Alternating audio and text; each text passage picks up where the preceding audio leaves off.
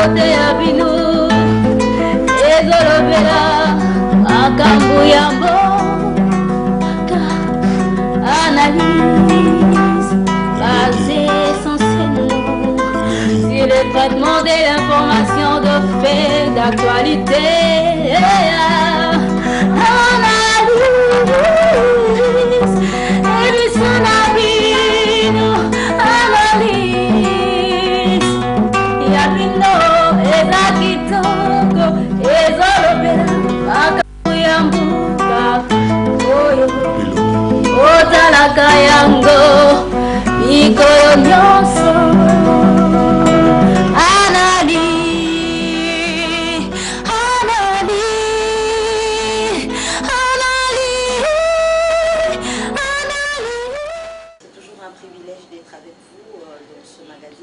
Madame, monsieur, bonsoir. Aujourd'hui, l'actualité au rendez-vous et nous avons la scrutée ou les scrutés parce qu'il y en a au pluriel voilà, abordé dans cette émission avec un visage que vous connaissez, monsieur India Omari, qui n'est plus à présenter, mais bon, on le fait pour le besoin de la cause. Monsieur India Omari est donc notre invité de ce soir. Il est communicateur de la majorité présidentielle, cadre au Parti du Peuple et la démocratie. Nous parlerons de plusieurs sujets.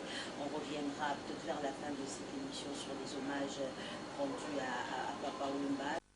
Le dialogue, nous parlerons du passage du Premier ministre Augustin Matata Pongi et son exposé à la chambre battue par le moins peut-être de ces images qui ont tiqué plus d'une personne sur ce sextet du ministre, du vice-ministre. Monsieur India, bonsoir. Bonsoir. Madame, Dieu merci. Alors, je l'ai dit tantôt, communicateur de la majorité présidentielle, vous l'êtes toujours, oui ou non? Je suis très à l'aise. Je suis d'abord communicant du président de la République, donc l'initiateur de mon parti. Je suis l'initiateur aussi de la majorité présidentielle. Je suis, en plus de ça, je suis pratiquement communicateur de la majorité présidentielle. Pourtant, il y a M. Atoum qui a été nommé il y a quelque temps pour assumer ses fonctions et d'après certaines sources dignes de foi, depuis cette nomination de plateau de télévision, est-ce que vous avez ressenti une sorte de frustration avec cette nomination? Non, non, non, non, je vais vous dire une chose. La différence, c'est qu'on ne fait pas le travail de la télé. C'est une cellule stratégique de la communication. C'est ça la différence. Ce n'est pas seulement... la communication ne signifie pas seulement passer à la télévision. On peut écrire. Il y a aussi la presse écrite. Il y a aussi l'Internet. Il y a les réseaux sociaux. On intervient. La communication, peut-être chez nous, c'est la télévision, bon, ou c'est aussi l'art d'écrire, l'art de proposer, l'art d'orienter l'autorité. Et le travail que nous faisons, c'est un travail complexe et nous connaissons comment nous agissons, nous autres, comment nous agissons. Je vous dis, madame, bon, M. Atundu est communicateur comme moi. Mais il porte la parole du bureau politique. C'est ça la différence. Donc il est communicateur comme Yves Kissombe, comme Papi Tamba, comme Chéribin Okende, comme Louis Mandevou, comme Franklin. Pourquoi oui. Comme Franklin Chamala, on oui. parlera oui. de lui d'ailleurs dans quelques secondes. Mais pourquoi c'est lui qui anime les conférences, les points de donne des avis concernant la majorité présidentielle. Et comme je l'ai dit tantôt, on a remarqué quand même que depuis qu'il a été nommé communicateur, il y a un certain vide. Vous, par exemple, vous ne paraissez plus sur les médias. Écoutez, bon, la différence, c'est celle-là. Hein, il faut faire un point de démarcation.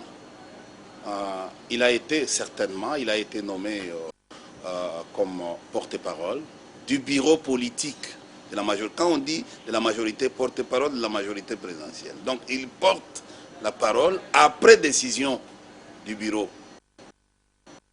Lui, il va porter. C'est-à-dire que non, aujourd'hui, le travail, mais il revient toujours à son habitude, à son travail habituel. C'est comme ça que nous vous l'appelez dans les médias ou autres, il débat comme communicateur. C'est-à-dire, le problème, c'est quoi? Entre lui et nous, nous nous différencions seulement au niveau de quand il porte la parole de la majorité. Oui, en principe, vous savez, le chef des communicateurs s'appelle Obeminaku. C'est celui-là qui pilote cette cellule, qui est une cellule qui est attachée au secrétaire général de la majorité. Donc la puissance de cette cellule revient à l'autorité qui est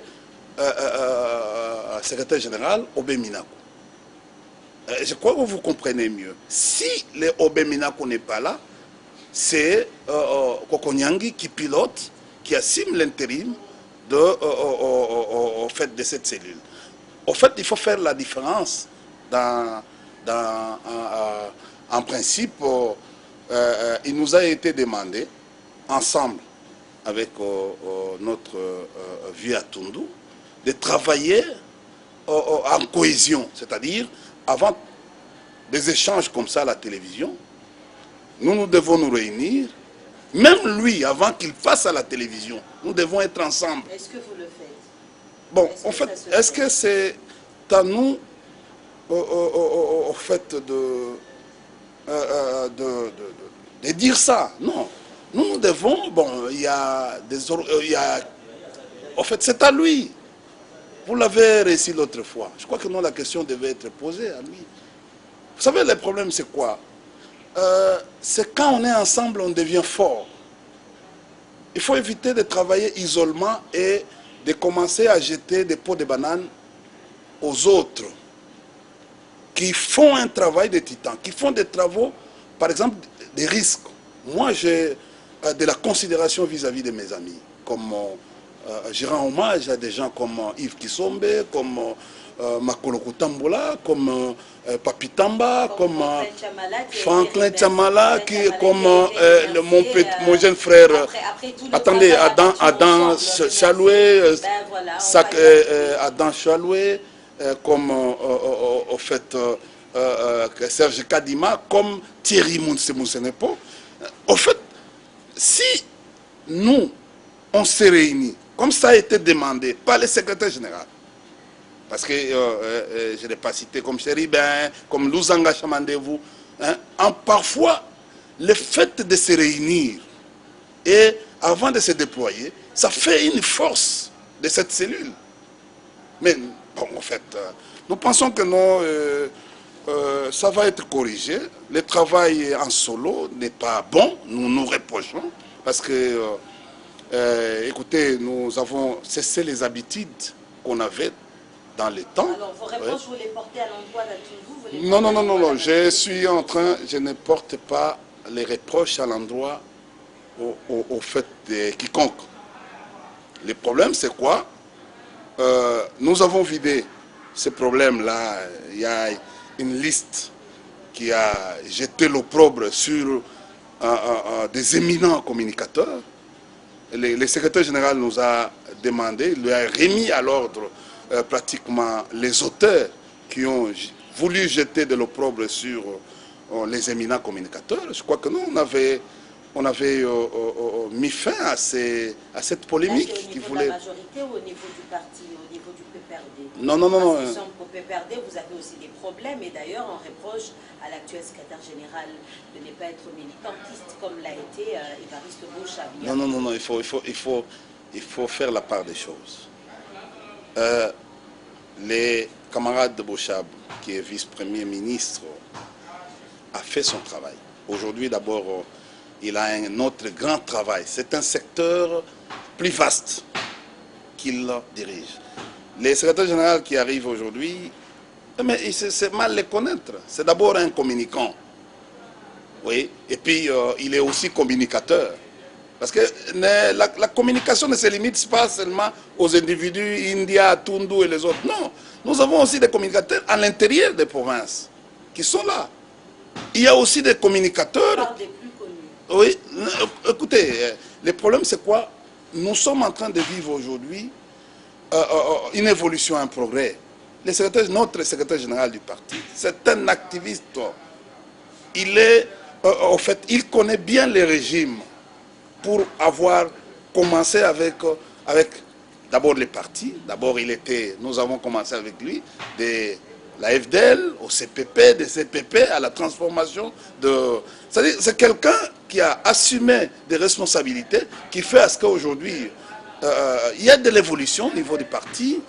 Vous voyez, chaque semaine, chaque vendredi, il y a des échanges, il y a des cafés politiques. Pour...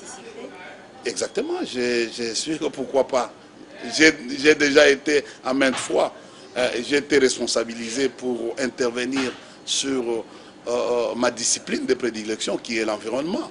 Je crois que non, j'ai été suffisamment applaudi, où on avait fait appel au ministre de l'Environnement, on avait fait appel au secrétaire général de l'Environnement, on avait fait appel à mon jeune frère qui est Panou Panou, qui était négociateur au COP 21, au compte de l'Afrique.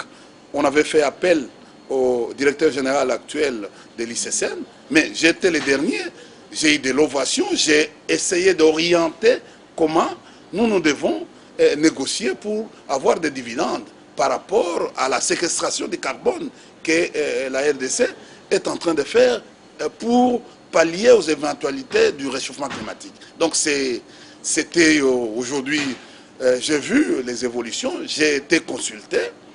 Nous sommes fiers aujourd'hui de voir notre président de la République aller signer.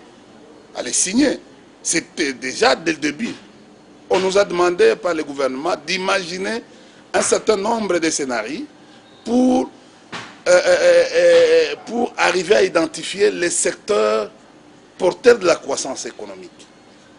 Mais nous avons dit que aujourd'hui, bon, connaissant ces secteurs, l'environnement et le tourisme, nous avons vu que non, il y a moyen de créer des richesses, il y a moyen de diversifier notre économie à travers des secteurs pareils. Donc, au fait, aujourd'hui, nous avons compris que non, nous avons quitté uniquement de la manière où on faisait la mobilisation. On peut aussi faire une mobilisation d'une manière idéologique. Et puis, le travail du terrain, c'est fond. Vous avez vu le secrétaire général aller à Bandal. Bandal n'était pas notre terrain de prédilection. Bandal était un terrain, un espace de l'opposition. Aujourd'hui, le PPD a conquis Bandalungwa. Vous voyez Maluku, ce qui se passe à Maluku. Donc, le PPD à Massina et ailleurs, à Moambad et à Lukunga, le travail s'est fait. Et c'est fait avec l'ensemble de tout le monde, tous les acteurs. Vous voyez toujours le vice-premier ministre Bochab dans l'action. Vous voyez le premier ministre à ce qui concerne son parti Matata Pogno. Dans l'action, vous voyez les secrétaires, tous les membres du PPRD qui sont ensemble et notre souci c'est que nous puissions, comme nous l'avons toujours dit dans notre écrit Vimba, que le PPRD continue à gagner de l'espace parce que nous avons dit il n'y aura pas une parcelle sans PPRD. Alors, M. India, on va vite clôturer ce chapitre. J'étais en train de vous poser une question tout à l'heure sur cette frustration qu'on sent, peut-être pas dans vos propos, mais depuis que Franklin Tchamala a été désigné ou nommé vice-ministre au plan, vous n'avez plus la même ardeur qu'il y a quelques temps. Non. Je crois que non. Il faut comprendre.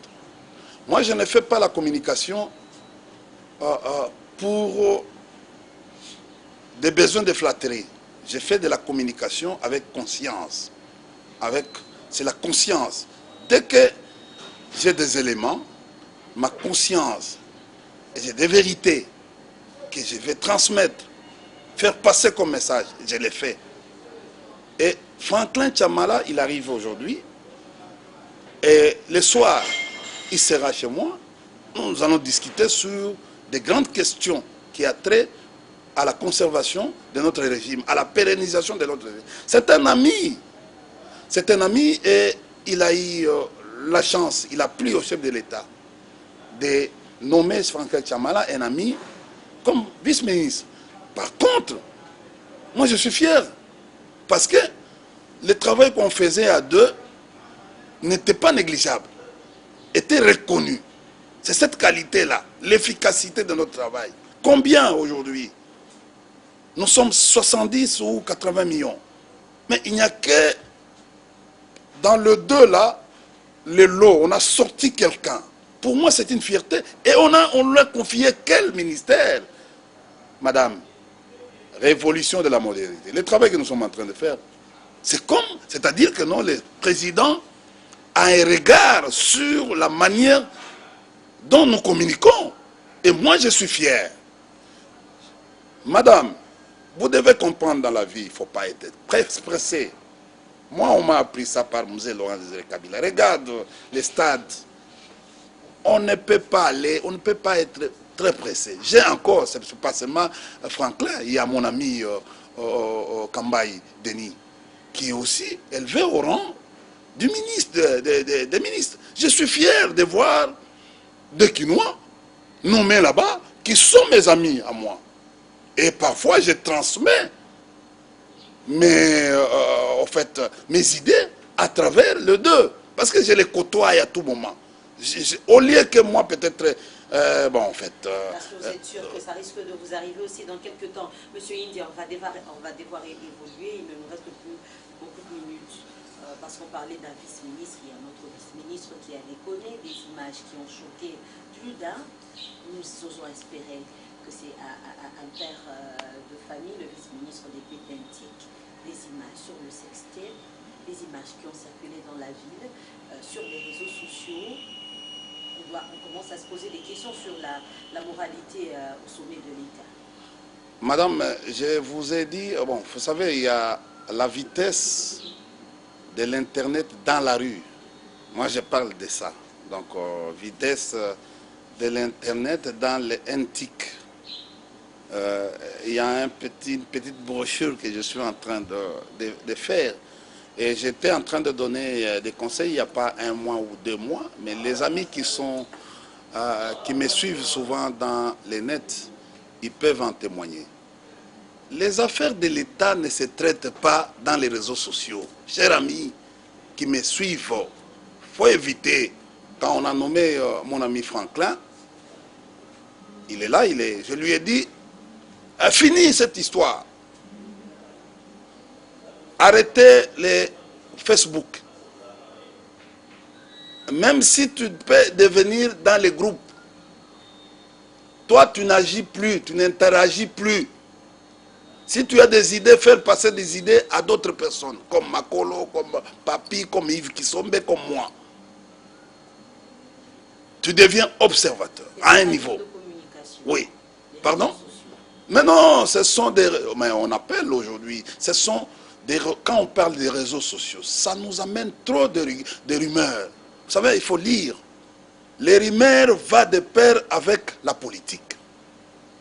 Nous qui avons eu la chance d'étudier les Sciences Po, il y a un cours qui s'appelle Sociologie politique des rumeurs. Et il faut faire très attention. Ça commence d'abord à envahir. Vous savez que nous avons en Afrique, nous avons des faiblesses sur les médias officiels. Parce que et la rumeur attaque, affaiblit d'abord les médias officiels. Parce que les médias officiels n'ont pas la capacité de répondre à temps réel. La même chose avec les officiels, donc l'État aussi, les autorités. Ils agissent, donc ils interviennent après avoir proliféré les rumeurs, ils interviennent après, au moment où le message est déjà passé. Alors, donc il faut faire très attention.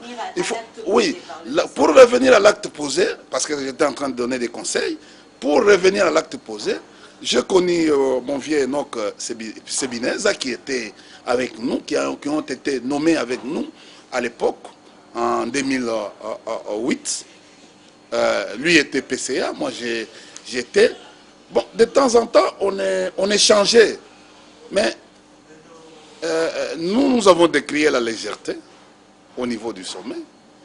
Et je remercie le président de la République qui ne ménage aucun effort dans les cadres d'impunité.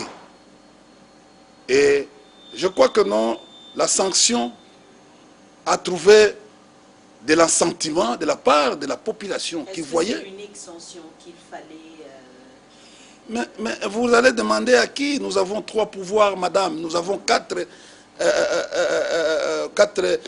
je peux dire, institutions dans les pays. Nous avons aussi 3 pouvoirs. Et les 3 pouvoirs travaillent séparément. Donc, bon, qui peut se saisir de ça, de l'affaire? N'importe, parce qu'il est déjà révoqué. En principe, dans l'administration, les gens qui sont révoqués, ils ne peuvent plus assumer des responsabilités dans la vie. En principe. Ça, je vous parle comme politologue. En principe. Pourtant, ça se fait ici. Il y a des Bon, mais écoutez, j'ai dit... Mais vous savez que nous avons des personnalités politiques aujourd'hui qui sont encore au sommet de l'État, mais qui a quelque temps avaient été... Madame, moi, écoutez, il ne faut pas, madame, j'ai fait les sciences politiques. Ce n'est pas parce que je suis activiste, je suis politique, que je dois arriver à me ridiculiser en termes de sciences po. Non. Mais mes professeurs sont en train de regarder aujourd'hui, ils sont fiers de moi. Quand chaque fois je passe à la télévision, on discute avec eux. Et ils disent que non, voilà tout ça. J'ai fait un effort de ne pas aller entraver les notes que j'ai appris, les cours. Et d'ailleurs, je continue à me former davantage. Je vous l'ai dit, selon le principe, quand vous êtes révoqué, donc il y a un manquement grave. Même si ce monsieur était député, par exemple, Enoch, il ne peut plus revenir. D'ailleurs, mais c'est au droit de faire son travail. Les droits, c'est pas parce qu'il est de tel parti ou il est avec moi ensemble, même si mon propre ami s'est retrouvé, par exemple, mon ami Franklin ou mon ami Kambaï s'était retrouvé dans cette affaire. Moi, je ne devais pas ici les ménager. Donc, je devais être très rigoureux vis-à-vis de lui pour que la communauté sente effectivement que non, quelque part, nous n'avons pas été associés ou participés, nous ne sommes pas des complaisants ou il n'y a pas de complaisance. Alors, donc, ces messieurs d'ailleurs, je me rappelle, avant qu'on les révoque, ça créait du buzz. Il y a eu mon ami Yves qui était tout feu, tout flamme. Il voulait même les bouffer au même moment parce que pour Yves, les messieurs-là a trahi le travail que nous sommes en train de faire, l'honneur. Alors il faut à tout prix trouver des mécanismes pour les mettre quelque part. Donc au s'autoprocureur, madame, si ça s'avère que cette histoire, l'acte posé est réel dans l'enquête, autoprocureur de saisir. Madame, il faut lire ce livre. Tu vas voir Belkacem. À un certain moment où les gens se posaient la question, est-ce que son nom s'appelle, s'appelle Claudine Dupont? Il faut lire ce livre, Ségolène Royal. Est-ce qu'elle était l'enfant de Mitterrand? Donc, il y a un problème en ces termes. Il y a un problème à ces termes. Les hommes, ce n'est pas tout le monde qui est appelé. Nous avons connu, même en France, c'est plus grave qu'ici. Nous retrouvons même au sommet de l'État, ces gens, ces pratiques. Donc, il y a une différence entre un homme politique, un politicien, un homme d'État. Donc, vous savez, hein, de toutes les manières, nous sommes en train de soigner notre image aujourd'hui. Pour éviter, tu sais, il y a des gens qui nous cherchent ici. Qui cherchent. Moi, je t'informe que les obsèques ici de Papa Wemba, beaucoup de gens en Europe ont envoyé des caméras pour chercher des gens. À moindre faute, on va vous balancer dans les réseaux sociaux. D'ailleurs, je conseille à un certain nombre d'amis de tirer attention dans les endroits où ils se promènent, dans les lieux où nous ne nous appartenons plus. Nous devons faire un effort d'être intègre. La société ne nous demande que ça. C'est comme ça que les gens confondent entre un député et un honorable. Honorable, c'est un homme intègre dans la société. Tu peux, comme tu es là, madame, avec ton intégrité, on peut t'appeler à la cité honorable. C'est cette communauté qui a de l'estime vis-à-vis de toi. Mais tout le monde n'est pas appelé honorable, même si tu es député. Mais, à condition que tu es député, la population te conditionne à l'honorabilité. Il arrivera un jour, toi, dès que tu vas assumer les responsabilités, tu vas abandonner un certain nombre de choses. Parce que il y a l'éthique. D'ailleurs, l'éthique gouvernementale, quand vous lisez les règlements intérieurs ou les fonctionnements du gouvernement, mais ce sont des choses qui sont... Comment un homme peut faire ce genre de choses dans les bureaux? C'est inadmissible. Derrière l'effigie du chef de l'État. Bon, ok, d'abord non, les bureaux, c'est les bureaux de l'État, où il y a les attributs de l'État. C'est les pouvoirs. Madame, vous savez que non? Tu sais, aujourd'hui, je suis fier parce que j'ai les pouvoirs, même si je n'ai pas l'argent. Mais India a les pouvoirs, même si je ne suis pas nommé comme tous les autres. Mais c'est le pouvoir. Je suis une branche. Tu vois un arbre. L'arbre, c'est Kabila, qui a des branches. Parmi les branches, India est là. C'est comme ça que je me promène à un certain moment. Et je ressens ça. Je ressens ces pouvoirs. Comme je ressens ces pouvoirs, je dois faire très attention à ma manière d'agir, à ma manière de se comporter, pour que mon comportement ne puisse pas détruire l'ensemble du système. Il faut faire très attention à ça.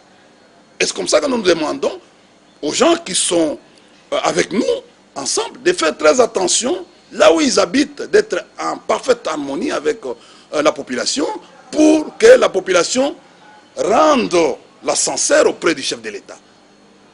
Madame, nous arriverons un jour, parce qu'il y a un petit nombre de modèles, c'est ce que nous sommes en train de chercher, les modèles dans notre société, il y a déjà une impulsion, nous allons arriver à conditionner notre société de cette manière que vous êtes en train de désirer, vous êtes en train de souhaiter, pour que la société, nous puissions avoir un grand nombre de modèles dans notre société pour permettre l'avancement, pour permettre à instaurer les systèmes que vous souhaitez. Monsieur India, parlons de la réponse ou l'exposé du Premier ministre Matata Ponyo à la Chambre basse du Parlement. Il y a certains députés nationaux qui ont jugé peu convaincant la réponse de Matata à la question orale lui adressée. Si vous étiez demandé de côté cette intervention du Premier ministre, combien de Moi, je ne suis pas instituteur, ou je ne suis pas professeur d'université, ou je n'ai pas l'encre correcteur avec moi. Mais le travail, c'est les résultats. C'est la gestion qu'il faut, c'est les résultats. Donc, au fait, le travail, les bilans du gouvernement ou du président de la République s'est fait sentir ou ressentir à travers les actes de gestion que pose son gouvernement. Aujourd'hui, premier exemple, les meetings de l'opposition, tambour battant, n'ont pas réussi à Kinshasa. Pourquoi? C'est parce qu'à cause des actes de gestion du gouvernement Matata. Ah, parce qu'ils sont généralement bloqués par la majorité présidentielle. Bloqué signifie quoi? Ils sont bloqués signifie quoi? Les meetings ont eu lieu au boulevard. Et les bagarres ont eu aussi lieu pour des raisons de partage des sous. Et il y a des témoignages, vous avez des caméras, vous avez vu ce qui s'est passé. Donc, ce n'est pas à moi de faire cette publicité, une mauvaise... L'exposé du Premier ministre, Madame, avant de continuer, de commencer par cet exposé, Madame, il y a eu un débat, il y a une question orale avec un débat. L'opposition et la majorité, les premiers jours, sont tombés d'accord qu'il y a eu des progrès. Parce que le développement économique est cumulatif. C'est un processus cumulatif. C'est ce qui s'est dit en économie. Vous avez vu pratiquement les exposés, bon, donc les propos de certains membres de l'opposition que j'ai peut-être, si vous me demandez de les citer, je peux te les citer. Les cas d'Antoine Zangui, il est du MLC, les cas de Bitakwira, il y en a beaucoup qui ont parlé en termes de progrès. Ils ont même dit, j'ai aimé Bitakwira, qui a dit qu'il est arrivé ici en 1998. Mais comment? Quelqu'un qui venait d'un village, il arrive, il croyait que les gens étaient en train de fuir. Alors il s'est mis aussi en train de fuir. On dit non, il était en train de courir pour avoir de la place dans les foula-foula. Aujourd'hui, il n'y en a plus de foula-foula. Madame, toi et moi, on allait dans des stations à 4 h du matin, 3 h du matin pour réserver une place, pour avoir du carburant. Il n'y en a plus. Ici, d'ici, en fait, Banzangungu, on pourrait faire 2 ou 3 semaines. D'ici Matadi, on pourrait faire 1 mois. D'ici Boma, c'était la même chose. Aujourd'hui, on a réunifié pratiquement les pays. Aujourd'hui, il y a à Kinshasa ici, madame, Dieu merci, on avait des écoles sans banc. Il n'y en a plus. Nos enfants étudiaient ils étaient assis sur la terre, en Ngiringiri ici, comme moi je suis de Funa. Nous avons vu, à Bandal, il y a eu des écoles qui étaient... Madame, soyons conscients, aimons notre pays. Nous devons accepter qu'il y a quelque chose qui a pu avancer. Donc, d'après vous, le oui, bilan de Matata, durant les 4 ans passés à madame, on ne peut pas parler... le bilan, il est positif. Moi, en tant que politologue, je ne parle pas du bilan.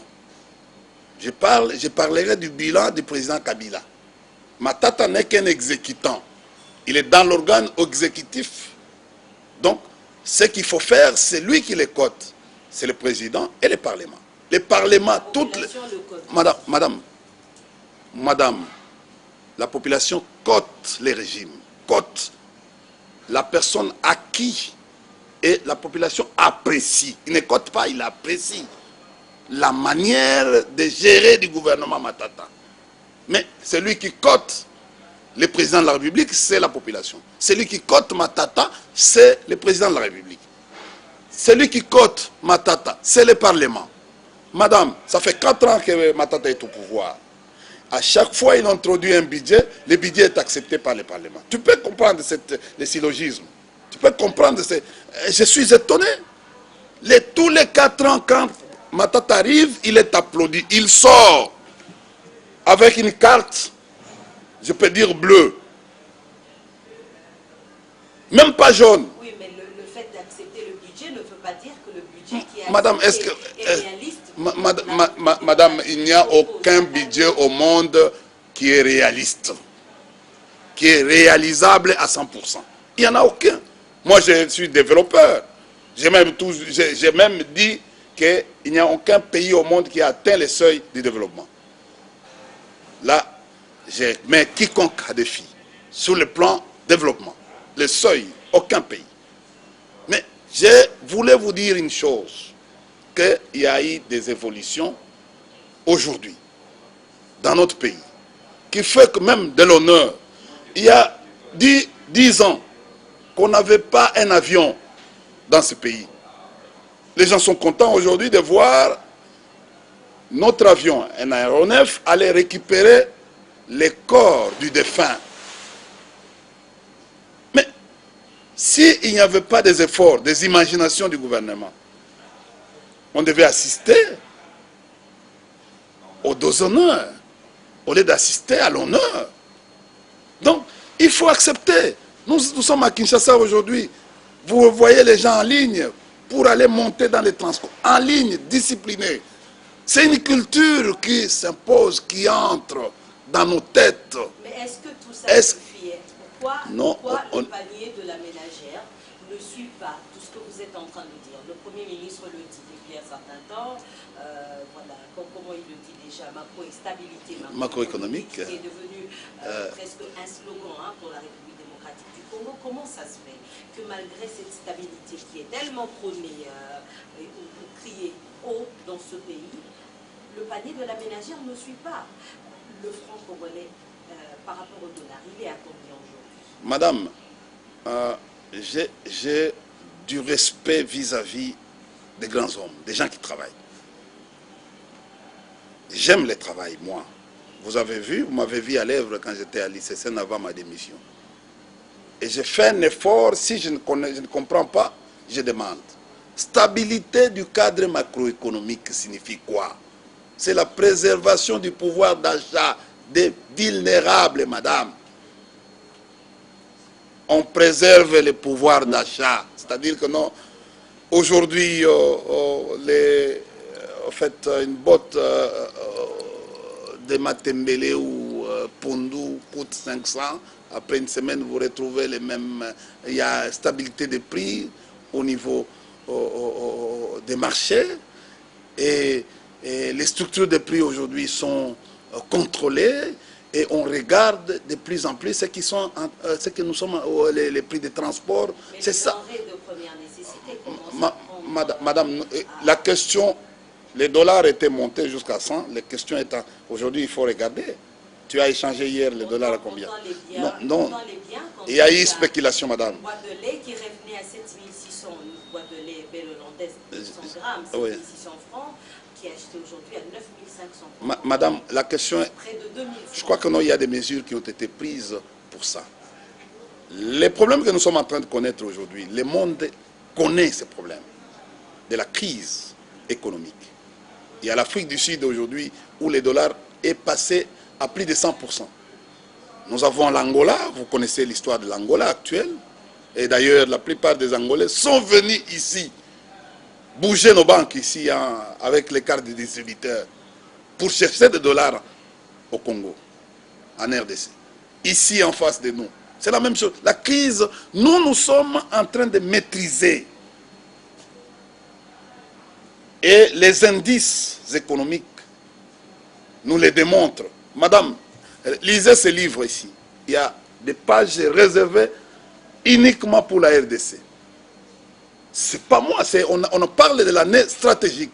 Les pages sont purement réservées. Et vous allez voir, parce que si c'était nous qui avons écrit ce livre, on devait dire, oh, Matata a dit des choses, ou le président Kabila est en train de mettre des choses.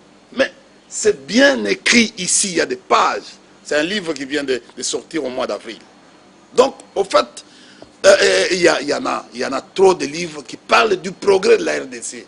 Regardez quand les institutions du Bretton Woods parlent mêmement, félicitent le gouvernement, le travail du gouvernement.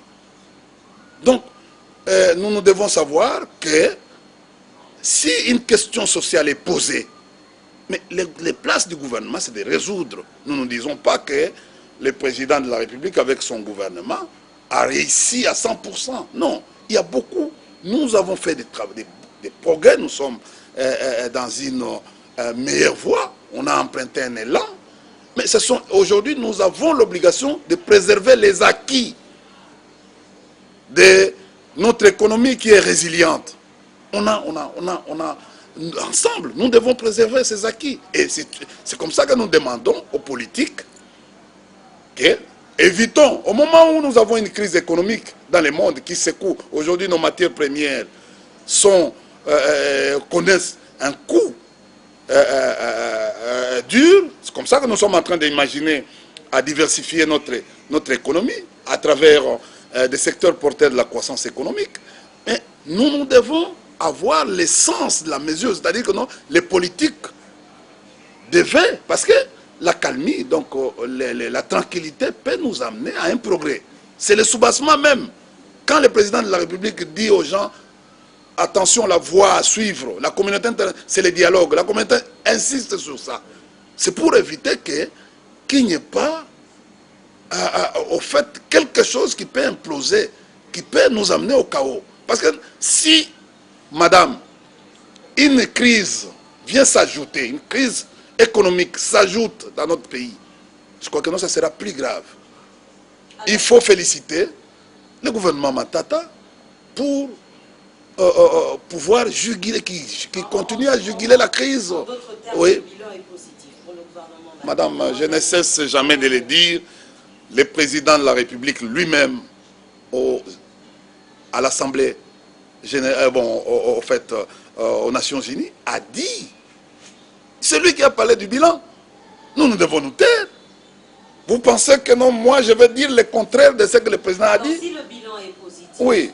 Parlons de la C'est lui qui valorise. Non, Parlons j'ai dit, de madame, la si un de nous ne veut pas croire au travail du gouvernement Matata et son équipe,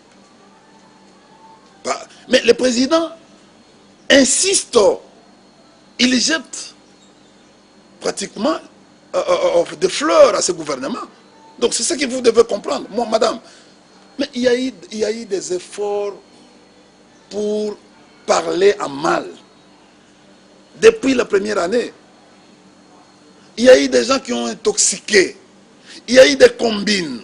Il y a eu des combinaisons pour le départ de cet homme. Et jusqu'aujourd'hui, on continue. Vous avez appris au Parlement, ce monsieur qui a même voulu jeter de l'eau propre pour dire que non, vous savez, la Congo Airways, Matata est actionnaire. Il a été hué par l'ensemble. Vous n'allez pas avancer des arguments comme ça sans des soubassements, sans des preuves.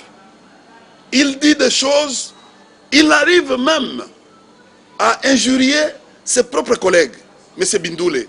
Oui, en disant ceci, madame, que et les députés, et les membres du bureau de l'Assemblée nationale, et le président de l'Assemblée nationale, et le Premier ministre n'ont pas compris la quintessence de sa question. Là, c'est une injure à l'endroit de cette institution. C'est une injure. Alors, parce que quelqu'un qui est réfléchi, il ne peut pas dire ça. Parce que pourquoi il y avait un débat avant la clôture du débat? Pourquoi il y avait? C'est parce que les amis députés ont compris et ils ont posé des questions. Et le Premier ministre, le jour de l'exposé, est venu répondre aux questions, aux préoccupations des députés. Mais quand un député se met à injurier, mais moi je crois que non, c'est comme j'ai appris hier, que les députés sont en train de... pour répondre à leurs amis, et il va se dire, lui, raisonnable, intelligible, s'il était intelligent. Il dit, il est de l'opposition, madame, excusez, il est de l'opposition, il dit que non, il faut tout de suite, le Premier ministre démissionne. C'est comme si c'est lui, membre de l'opposition, qui a nommé le Premier ministre. Or, le Premier ministre vient de la majorité parlementaire. Et le Premier ministre, il avait même vu la salle, et il demande, si le Premier ministre ne démissionne pas aujourd'hui, j'initie une motion de censure. C'est comme si il va obtenir le quitus de la majorité pour faire partie le Premier ministre. Alors, c'est irréfléchi. C'est irréfléchi. Donc, regardez au fait ce genre de diatribe qui fait à ce qu'à un certain moment, l'honneur, c'est comme ça que je vous ai dit, il faut faire très attention. Alors, moi, je n'appelle pas n'importe qui honorable. Il ne nous reste plus beaucoup de minutes, M. Ndiaye. Peut-être une dernière question sur la bancarisation de la paie des fonctionnaires de l'État avec le cas de la BIAC aujourd'hui, pardon, voulais-je dire. Est-ce que ce n'est pas un échec? Madame, non. Non, ça arrive dans toutes les institutions du monde. Mais la banque n'est pas gérée par le gouvernement. C'est une banque privée. Mais vous voulez des défauts, mauvaise gestion de cette banque-là, des dirigeants de cette banque-là, qui s'est donné des pourboires, qui faisaient n'importe quoi, va retomber sur la tête du gouvernement. C'est l'épée, vous suspendez toujours l'épée de Damoclès au-dessus de nos têtes. Parce que nous sommes gouvernement, c'est un gouvernement qui doit être partout, même dans vos chambres, dans vos salons, dans vos petits problèmes. Il est là. Ok, nous acceptons. Maintenant, le gouvernement a mis des moyens pour relancer cette banque. Parce que la banque a connu des problèmes. Elle aura Comme même perdu beaucoup de clients. Est-ce que ça ne risque pas de créer non, un climat de méfiance jusqu'à toucher au climat des affaires? C'est à la banque. Ça, ce n'est madame, ce n'est pas à nous. C'est la banque de pouvoir maîtriser sa communication, de vous utiliser vous. Parce que nos banques ici, les gens pensent qu'aujourd'hui nous sommes en train d'évoluer vers l'NTIC. La communication devient un moyen important pour faire passer les messages. Moi, je ne viens pas ici à la télévision pour assister, moi, comme communicateur de la majorité ou comme communicant du président de la République. Je viens faire passer mon message. Je ne viens pas blaguer. Pourquoi? Parce que je sais les rumeurs. Aujourd'hui, je vous ai parlé de la sociologie politique des rumeurs, qui est tout un grand cours à l'université, qui se donne. Il y a eu des grands professeurs d'université qui ont écrit, comme Aldrien, sur la sociologie des rumeurs. Aujourd'hui, les rumeurs vont pratiquement de pair avec la politique. Donc c'est inévitable que dans la vie politique, vous ne trouvez pas de rumeurs. Vous avez vu avec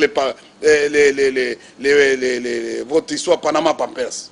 Les États-Unis voulaient obtenir l'affaiblissement de la Russie sur ce qui se passe à Alep, mais ils balancent un truc pour noyer, pour distraire Poutine.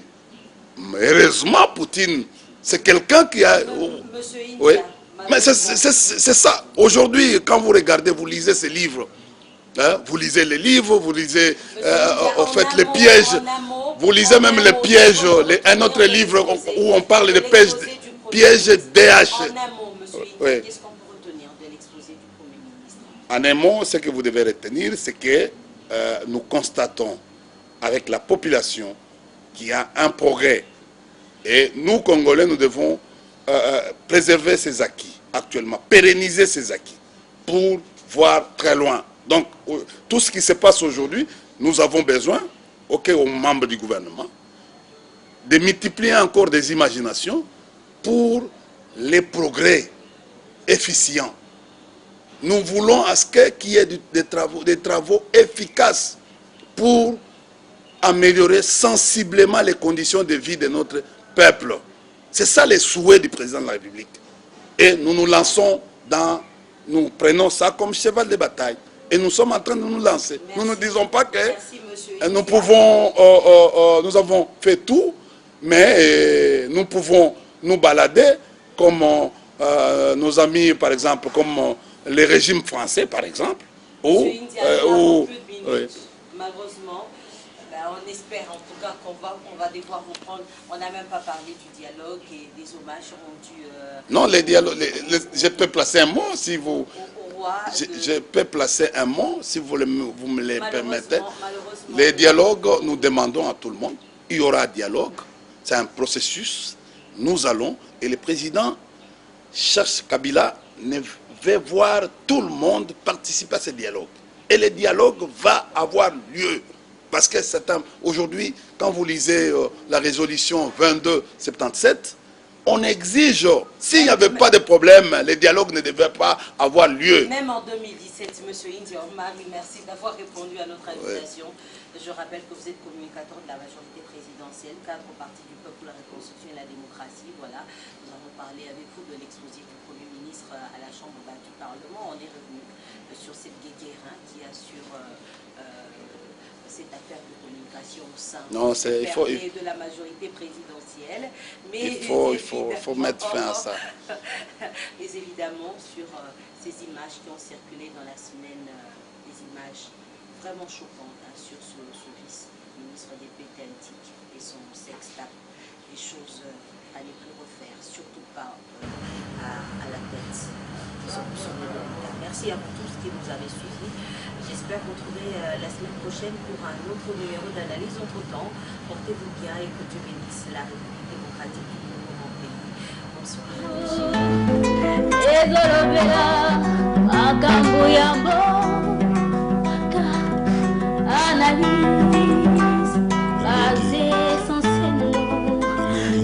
Traitement de l'information de fait d'actualité.